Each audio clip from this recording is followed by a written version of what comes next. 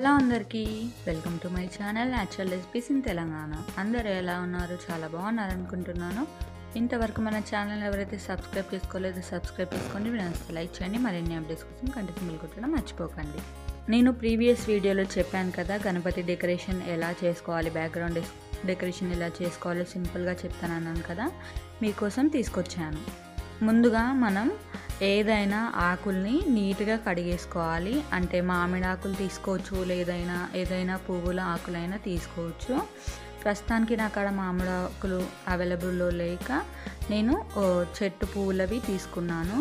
ఇవి కూడా చాలా మంచిగా వస్తాయి. ఓన్లీ మామిడి ఆకులే పెట్టాలా అనేది ఏం లేదండి, మనం ఏ పూల ఆకులైనా పెట్టుకోవచ్చు.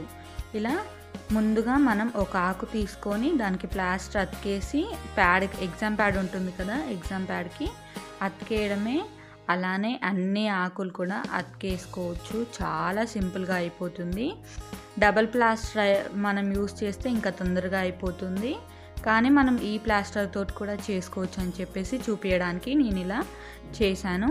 మనం ఇలానే ప్యాడ్ మొత్తం అతికించేసుకోవాలి. చూసారా, చూస్తుంటేనే ఎంతో కలర్ఫుల్గా కనిపిస్తుంది కదా. ఇలా అతికించేసుకోవడమే అండి, అంతే.